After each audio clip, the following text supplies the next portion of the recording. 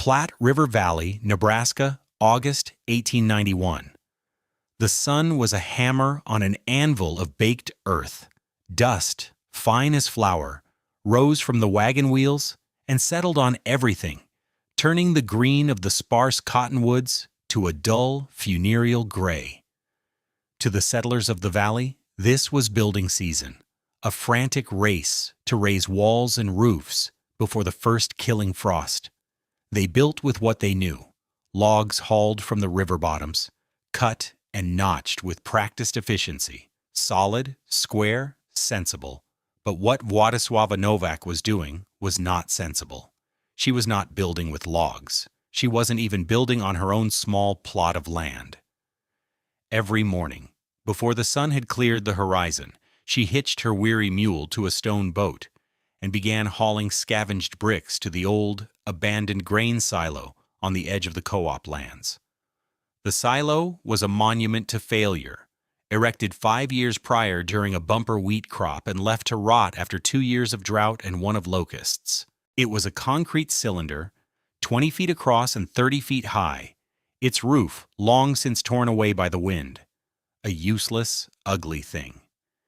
Inside this concrete shell, the Polish widow was meticulously laying a second inner wall of brick. She worked alone, her small, wiry frame a study in relentless motion. Her children, 10-year-old Stanisław and 7-year-old Zofia, helped where they could, mixing mortar in a shallow pit and carrying bricks one by one to their mother. "It's madness," Jedediah Crane said, reining in his horse to watch from a distance. He was talking to Silas Croft, another farmer whose land bordered the co-ops. Building a chimney with no house around it? Silas spat a stream of tobacco juice into the dust. "Worse, she's nesting, like a damn bird in a hollow tree. Thinks that concrete will stop a Nebraska winter." The consensus was clear. The woman was touched by grief and hardship. Her husband had died the previous spring, and now she was building a foolish memorial. It was a tragedy, but it was also becoming a problem. The problem arrived in the form of Fenner Galt, chairman of the Platte Valley Farmers Cooperative. He rode up, not on a farm horse, but on a fine bay mare, a sign of his status. He was a man who believed in order, in deeds, and in the sound, proven geometry of the square-cornered log cabin. He dismounted and approached the silo, his boots crunching on fallen concrete. "Mrs. Nowak," he said, his voice firm, but not yet unkind. Władysława paused, a brick in one hand, a trowel in the other. She straightened her back, wiping a smear of mortar from her brow with her forearm. She did not speak. "Mrs. Nowak, you are on co-op property," Galt stated. "This structure belongs to the members. You cannot build here. You are trespassing." He held out a folded piece of paper. "This is a formal notice. The co-op board requires you to cease work and vacate the premises." Władysława looked at the paper, then at the half-finished brick circle rising around her. She looked at her children, who had fallen silent and stood close to her skirts. Finally, her eyes met Galt's. "The winter will not wait, Mr. Galt," she said, her voice quiet, accented, but clear as glass. Then she turned back to her wall, picked up a dollop of mortar with her trowel, and laid the next brick. It was the act of a woman who had already made a decision beyond appeal. Fenner Galt was left standing in the dust, holding a piece of paper that suddenly felt as useless as the silo itself. The whole valley thought she was a fool. What did this Polish grain tower builder understand about thermal mass that the most experienced log home builders in Nebraska had missed?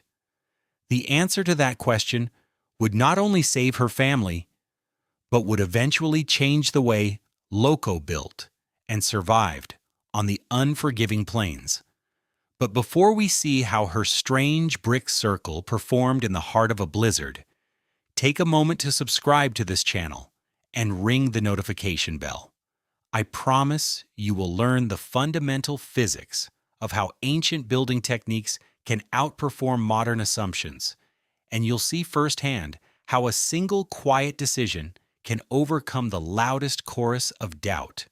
Let me know in the comments, what's the most unconventional home you've ever seen? Władysława Nowak was not a frontierswoman. She was not a farmer's wife in the way the Valley understood the term. Before Nebraska, she had been the daughter and then the wife of a murator, a master builder from Pomerania on the Baltic coast. Her world had not been one of wood and sod, but of brick and fire. Her husband, Jan, had not built houses.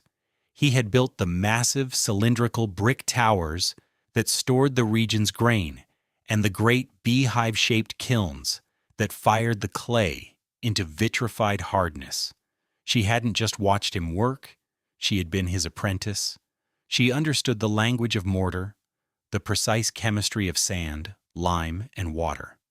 Her hands knew the heft of a good brick, the sound it made when tapped, indicating it was free of cracks. Jan had taught her that a structure's strength was not in its individual pieces, but in their perfect union. But more than that, he taught her the physics of heat. "Wood burns, Władysława," he would say, his hands dusty with brick powder. But brick drinks the fire. It holds it for you. It keeps it safe. They had come to America seeking land, a place for their children, Stanisław and Zofia, to grow. The advertisements had promised a gentle, rolling paradise. They had found the Platte River Valley, which was flat, treeless, and ruled by a sky that could deliver scorching heat one month and soul-crushing cold the next. They built as their neighbors did, a one-room log cabin chinked with mud and straw. Jan, for all his skill with masonry, was a novice with an axe. Their cabin was serviceable, but it was a creature of wood. Their first winter in 1890 was a brutal education. The cabin was a sieve for heat. They kept the cast-iron stove glowing red-hot, burning through their precious woodpile at a terrifying rate.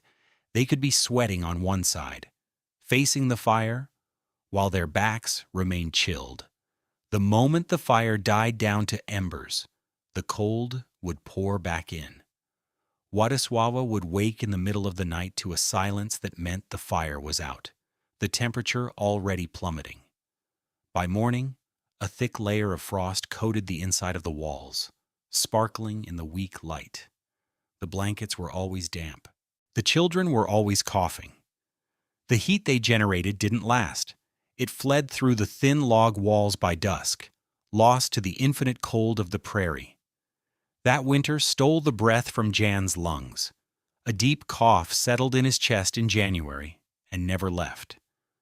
He died of pneumonia in April, the week the first green shoots appeared on the plains. As she stood over his simple grave, Władysława made a vow. She would not lose her children to the cold. She would not fight the winter with fire alone. She would fight it with memory, with knowledge, with the lessons of the kiln and the grain tower. She would build a structure that didn't just get warm, but one that stayed warm. She would build a place that drank the fire. The failure of the standard frontier cabin was not a failure of effort or of materials. It was a failure of physics. The men who built them, like Fenner Galt and Jedediah Crane, were skilled craftsmen. They could hew a log flat with an adze and cut a dovetail joint so tight you couldn't slip a knife blade in it. Their cabins were sturdy, respectable, and from the outside they looked like fortresses against the winter. But they were thermal disasters. The problem wasn't the wood itself. A thick, dry log has a decent R value, a measure of its resistance to conductive heat flow. A typical 10-inch log wall was roughly equivalent to a modern 2x4 wall with a bit of insulation.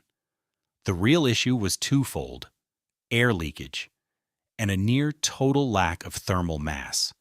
No matter how well built, a log cabin had hundreds of feet of seams between the logs, around the doors, around the windows. As the wood seasoned, it shrank and twisted, opening up new gaps. The chinking, a mixture of mud, clay, and grass, would dry, crack, and fall out. On a windy day, a family could literally watch the flame of a candle flicker and dance, tracing the paths of the icy drafts. Every BTU of heat generated by their stove was immediately challenged by an invading BTU of cold. They were trying to heat the entire state of Nebraska, one armload of wood at a time. Fenner Galt's cabin was considered the finest in the area. It had 2 rooms and a sleeping loft, with windows that had real glass panes shipped by rail from Omaha. Yet even in his home, the winter nights were a constant battle. His wife, Martha, stuffed rags into the window frames and hung heavy quilts over the doors. They burned through more than 10 cords of cottonwood each winter, a staggering amount of labor to fell, haul, split, and stack. The corners of their rooms were always degrees colder than the center, zones of perpetual chill where frost would linger long after sunrise. This was a classic case of thermal bridging, where the geometry of a corner provides a faster path for heat to escape. But the most fundamental failure was the lack of thermal mass. Thermal mass is an object's ability to absorb, store, and later radiate heat energy. Wood, for all its virtues, is lightweight. It heats up quickly, and it cools down just as fast. The heat from the stove warmed the air in the cabin and the surface of the logs, but it didn't penetrate deeply. The log walls acted as a thin, leaky barrier. They stored almost no energy. When the fire went out, the stored heat was negligible. The cabin's temperature would then begin a rapid plunge toward equilibrium with the outside air. Within 2 or 3 hours on a cold night, a cabin could go from 60 degrees to 20 degrees. It was a cycle of intense heating, followed by rapid, dangerous cooling. The settlers weren't living in a heated space. They were camping next to a fire inside a box that leaked. Władysława understood this in her bones. She had watched Jan fire the great kilns back in Pomerania.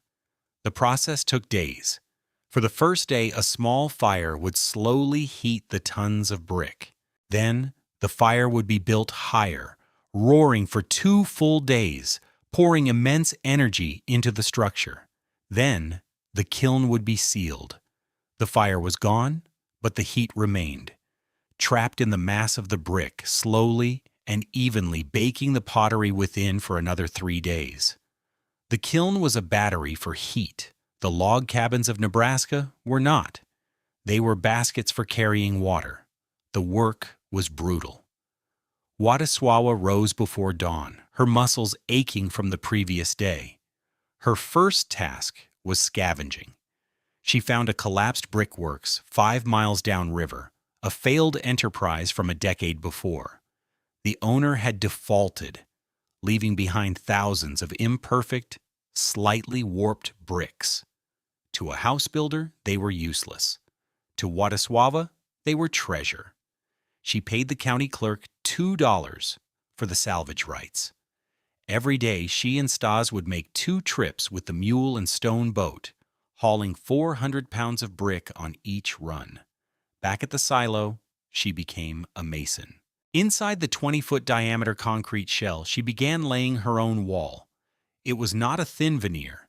It was a massive 18-inch thick, solid brick cylinder, set about 4 inches away from the concrete silo wall, creating a crucial dead air space. This was not a simple bricklaying job. Building a perfect, load-bearing curve requires a master's eye. Every brick had to be placed with minute adjustments to maintain the circle. Her neighbors saw a woman piling up crooked bricks. She was building a structure of immense compressive strength where every brick was supported by its neighbors in a continuous arch. Fenner Galt made good on his threat. A week after his first visit, the county sheriff rode out and served Władysława with a formal notice to vacate for trespassing. It gave her 30 days to dismantle her work and leave the property. He was not a cruel man, but he was a man of the co-op, and the silo was a co-op asset, however useless. "The board is concerned about liability, ma'am," the sheriff explained, looking uncomfortable. If this thing you're building falls on you or your children, Władysława took the papers. She could not read the English words, but she understood their meaning. She nodded, folded the document, and placed it on a rock. Then she picked up her trowel. Proszę powiedzieć panu Galt, she said, her Polish firm and formal, że zima nie czyta papierów. Please tell Mr. Galt that the winter does not read papers. The sheriff, bewildered, could only tip his hat and ride away. The mockery continued, now tinged with a new edge of concern over her defiance of the co-op. Fighting Galt is like fighting the river, Silas Croft commented to anyone who would listen. She'll be swept away. Władysława was undeterred. She installed a small, efficient cast-iron stove, venting it through a flue pipe that rose through the center of the structure.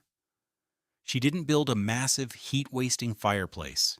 Her stove was for heating the bricks, not the air. She salvaged window frames and set them into the brickwork, facing south to catch the low winter sun.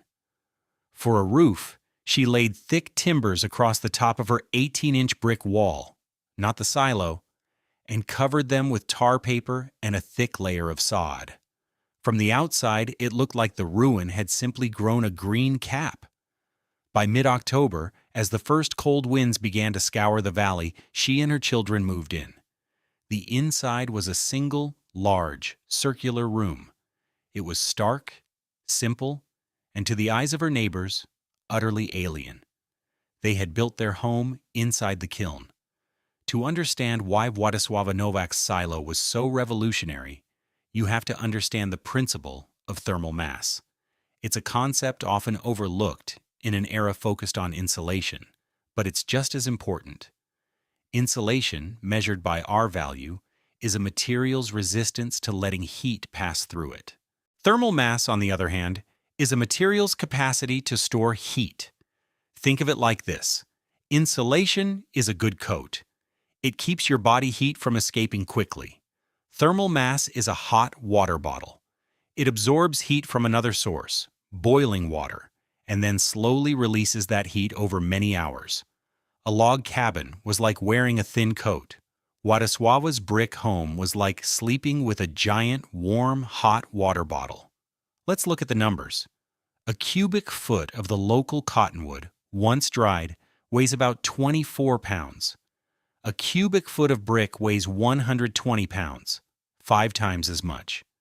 For every degree you raise its temperature, that cubic foot of brick can store vastly more heat energy, measured in British thermal units or BTUs, than the wood. Władysława's inner wall was a cylinder roughly 17 feet in diameter on the inside, 18 inches thick, and 10 feet high. A quick calculation shows that she used over 25 tons, 50,000 pounds, of brick. Her neighbors' log cabins, though larger in square footage, contained less than half that in total mass. When Władysława lit a fire in her small stove, she wasn't just heating the air. The stove radiated heat in all directions. That thermal radiation struck the immense curved brick wall and was absorbed. For the first few days, the fire ran constantly, pouring thousands of BTUs of energy into the brick. The brick was drinking the fire, just as her husband had said. It was charging the thermal battery. The circular shape was also a work of genius, born from her experience with kilns. A square room has 4 corners. These corners are geometric thermal bridges, areas where there is more exterior surface area relative to the interior volume, providing a fast lane for heat to escape. A circle has no corners. The interior surface area is minimized relative to the volume it encloses, and the distance from the central heat source to any point on the wall is roughly equal. Heat radiated from the stove and was absorbed evenly by the entire structure. Once the wall was saturated with heat, it began to radiate that warmth back into the living space, creating an environment of profound thermal stability. The heat didn't come from one direction, as it did in a log cabin. It came from everywhere. Furthermore, The 4-inch air gap between her brick wall and the outer concrete silo acted as a layer of insulation, trapping still air and preventing the warmth stored in the bricks from being conducted directly to the cold outer shell. The concrete silo, once a symbol of failure, was now a windbreak and a first line of defense against the elements, protecting the precious thermal battery within. Władysława had created a system, a thermal mass core, an insulating air gap, and a protective outer shell. It was brutally simple and profoundly effective. The winter arrived not as a guest, but as an invader. It began in late November with a week of gray, bone-chilling dampness. Then the first snows came, dusting the valley in white. By the second week of December, the real cold descended. A Siberian air mass, as the newspapers would later call it, slid down from Canada and settled over the plains. Temperatures dropped to 10 below zero, then 15, then 20 below. The wind was relentless, a physical presence that found every crack and seam in the valley's log cabins. For Jedediah Crane's family, life shrank to the few feet around their stove. They lived in coats and hats, their breath pluming in the air of their own home. The woodpile, which had seemed so large in October, was dwindling at a terrifying pace. At Fenner Galt's house, the expensive glass windows were opaque with a thick, fern-like frost. Every morning he had to take a kettle of hot water just to free the kitchen door from the ice that had sealed it shut overnight. The cold was a thief, stealing sleep, stealing comfort, stealing fuel. Inside the silo, a different reality prevailed. After the initial charging period, Władysława needed only a small, steady fire for a few hours in the morning and a few in the evening to keep the brick wall saturated with warmth. The 25 tons of brick, heated to an average of 70 degrees, held a tremendous reservoir of thermal energy. That energy slowly and constantly radiated into the circular room. The temperature inside never dropped below 60 degrees, even overnight when the fire was just embers. The contrast with the outside was a staggering 80 degrees. The air was still. There were no drafts. The only sound was the quiet hiss of the stove and the whisper of the wind high overhead, a distant, harmless thing. This stillness was the proof of her success. It allowed for a life that was impossible for her neighbors. Zofia sat at a small wooden table, practicing her letters on a slate, her fingers nimble, not stiff and blue with cold. Stas, sitting on the floor, was mending a leather harness, the wax on his thread pliable and soft. Władysława herself was able to cook, to sew, to plan. The cold was not in the room with them. It was a defeated enemy held at bay by a fortress of stored warmth. They were not just surviving. They were living. The mockery of the summer felt like a memory from another lifetime. On the third day of the deep freeze, the sky turned a strange, bruised yellow, and the wind fell into an unnerving silence. Every farmer in the valley knew the sign. A blizzard was coming. By midday, the first flakes began to drift down. By 3 o'clock, the world had disappeared into a churning vortex of white. The wind howled, driving snow with the force of sand, piling it into massive drifts that buried fences and reshaped the landscape. Fenner Galt had spent the morning checking on his livestock. As the storm hit, he was making his way back to his house when he saw a plume of dark smoke rising from the direction of the Crane property. A chimney fire. In this wind, it was a death sentence for a cabin. He fought his way through the blinding snow, arriving to find Jedediah and his family frantically throwing snow onto their smoldering roof. They had saved the house, but the chimney was damaged and unusable. They were without heat in the heart of the worst storm in a decade. Galt's house was a mile away, an impossible journey. The nearest shelter was the one he had spent the last 3 months trying to tear down. "The silo," he yelled to Crane over the wind. "The Polish woman's place." There was no other choice. Galt led the way, guiding the half-frozen Crane family through the blizzard. They stumbled toward the abandoned structure, a place of folly and trespass. He could barely see it through the swirling snow, but the low, round shape was unmistakable. There was no smoke from its flue, a fact that sent a fresh wave of dread through him. Had her fire gone out? Were they already frozen inside? He pounded on the heavy wooden door. For a moment there was no answer. Then the bolt scraped back and the door opened a few inches. Władysława Nowak stood there, her face calm, holding a lamp. The first thing that hit Galt was not the sight of the room, but the feeling of the air. It was not air. It was warmth. A solid, palpable, gentle wave of heat that washed over his frozen face and made the skin begin to ache with life. He had expected to step from a blizzard into a smoky, frigid cave. He stepped from the blizzard into summer. He ushered the Crane family inside, their teeth chattering, their faces masked with ice. Władysława closed the door, and the roar of the storm was instantly muffled, reduced to a distant whine. Galt stood there, dripping meltwater onto the packed earth floor, his senses struggling to comprehend the scene. The air was perfectly still and smelled faintly of drying herbs and baking bread. The children, Stas and Zofia, looked up from a game of checkers, their faces placid. They were in their shirt sleeves. He looked for the source of the heat.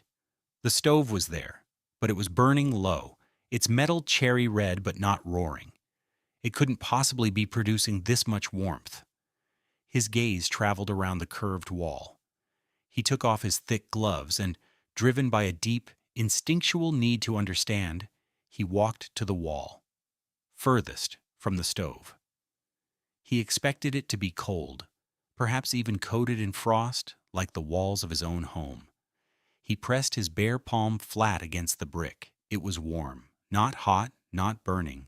It was the deep, penetrating, living warmth of a sun-baked stone on an autumn afternoon. It was radiating heat into the room. He ran his hand across the surface. The entire wall was warm. Every brick was a small sun. The cold wasn't being fought back. It simply had no place to enter.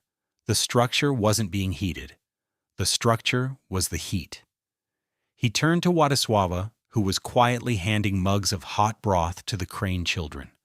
All his certainty, all his legal papers, all his confidence in the square-hewn logic of the frontier dissolved in that moment of contact. He finally understood. "My God," he whispered, his voice hoarse. He looked from the warm brick to the small, determined woman. "You didn't build a house. You built a kiln for living in."